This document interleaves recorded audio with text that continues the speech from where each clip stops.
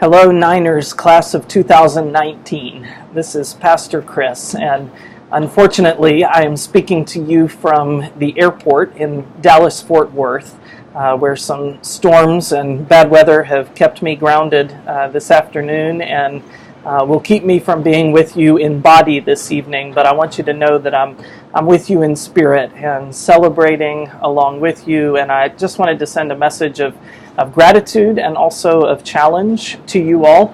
As I've been thinking about this evening, I've been thinking about this wonderful story in the 20th chapter of Acts, where the Apostle Paul is in the city of Troas, and he has been preaching since noon and is now preaching well into the evening and even deep into the night.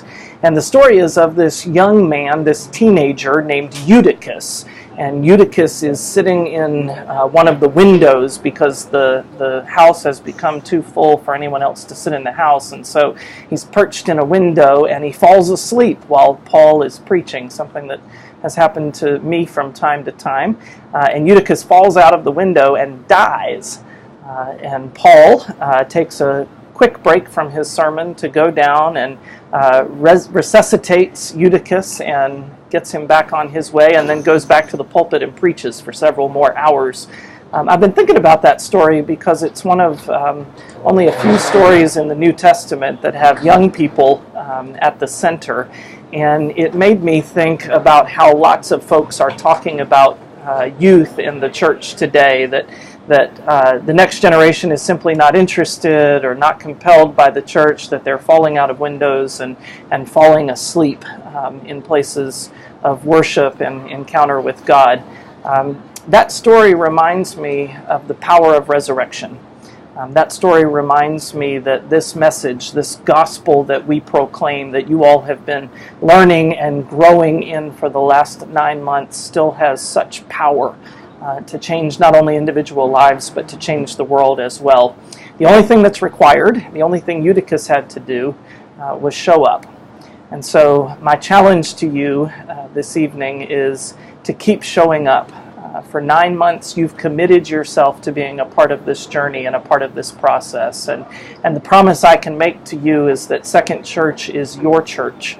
That we want to be your home, we want to be your family, we want to be the place where you can bring not just your faith and your good feelings and your hopes, but also your fears and your challenges and your questions and your doubts. So thank you for the commitment you've made to this confirmation journey. Congratulations on tonight's celebration. But I also want to challenge you. I want to challenge you to keep showing up, to keep putting yourself in sacred spaces where transformation and resurrection are possible. I promise you that we are committed to being with you on this journey. And I would only ask that you also would be committed to making Second Presbyterian Church not just your church home for these 9 months, and not just your church home on a sheet of paper or because you've signed as a new member, but that you make it your spiritual home, and that you help us continue to reshape and form what this church can be in the future. We as a church family are proud of you. We're excited for you, and we give thanks to God for you this night. And I so wish that I could be there to celebrate with you, but know that we walk alongside you, and I look forward to celebrating with you on Sunday. God bless you.